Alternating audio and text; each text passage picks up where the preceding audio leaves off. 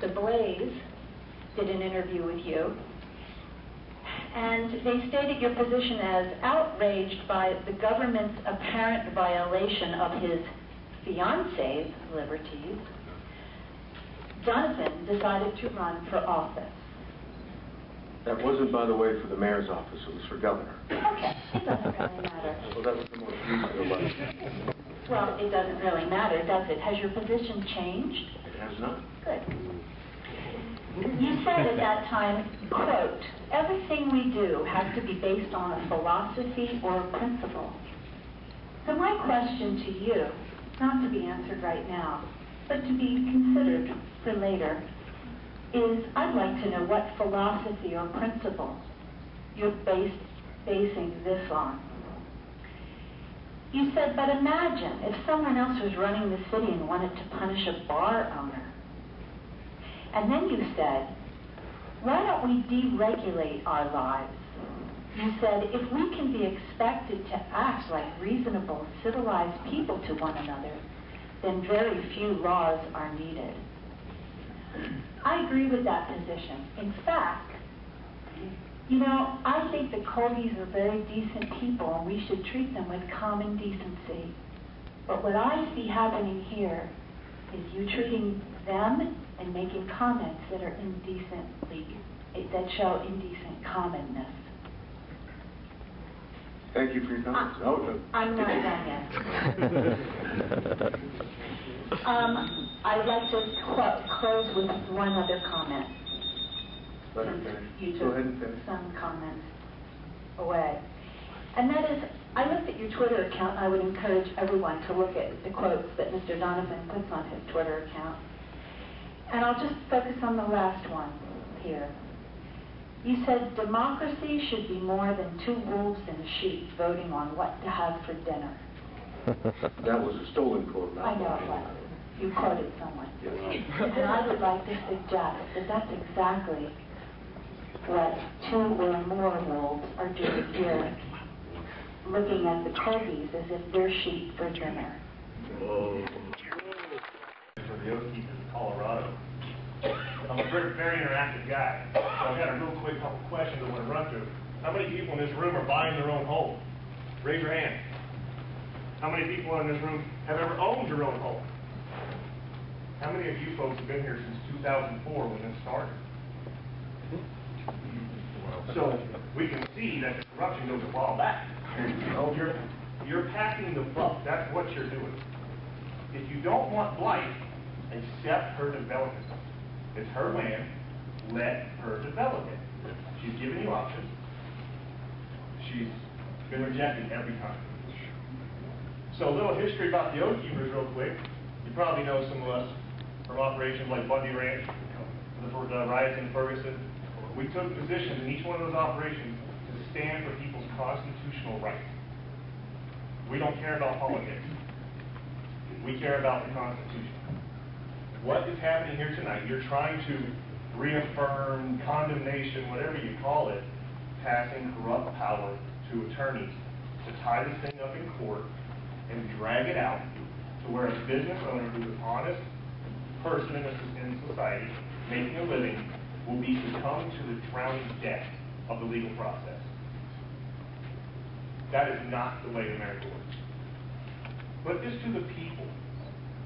The politicians in Colorado that don't follow the Constitution, if anybody watches the news, you've probably seen Oath Keepers go to action.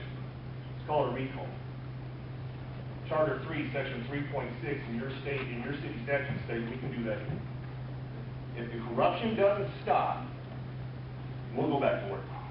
We have no problem with that. Follow the Constitution. Allow the American people who you work for to make this decision. If her neighbors want this project, then they'll say yes. You call it Glendale 180. That's no line. It's 180 degrees from the Constitution that you, Mayor, stated you follow. That's all I have. Thank you.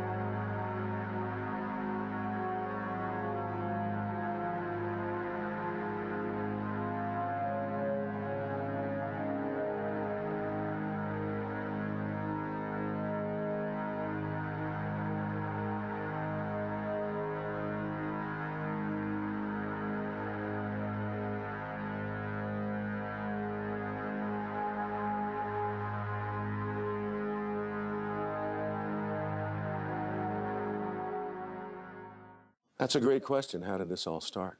Well, it started 20 years ago. The citizens of this town, along with the political leaders back then, I was fortunate to be part of it, decided to hold strategic planning initiatives. They came up with what you see today. The Glendale Riverwalk is what it was called. A little more thinking, and we decided to call it Glendale 1A.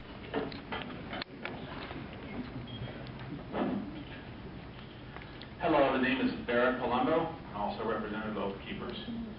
I was kind of curious when you all stood up there and did the pledge allegiance to the flag. Yeah, it didn't work for her too well. You all said to the republic for which it stands. This is not a democracy, it's a republic. The people kind of tell you guys what to do. But in this matter, of course, it seems that you're deciding to do what you're going to be doing. And passing the buck is, well, we're going to pass this over to the development committee. Maybe that'd be your excuse about 6 months from the line. Well, we gave it to the committee. It's out of our hands now. It's eminent domain. It's not a freeway. It's not a public park. It's strictly for commercial. And who knows whose pockets it's going to line. But that's what it's all about. And you have to contend with Peter Boyle's. But to represent the Constitution, kind of clear about taking land from the people. I don't know how many of you are constitutionalists on the board. Apparently not too many. Because I guess you have no clue, because you all stood up and you said to the republic, but then you're not really answering. So why don't you put this out to a public vote? Put it on a ballot initiative. And let the people vote. Yea or nay. Now kind of wash your hands of it. And that's, yeah. Oh, and as far as the blight survey, I would like to see an independent blight survey committee do it that's not even associated with anybody, maybe out of Alaska or something, do the survey and see how honest that survey would be. Because if I go down to Glendale, I don't see any blight areas. I see microphone systems that don't work too well. Maybe you guys got to work on your own.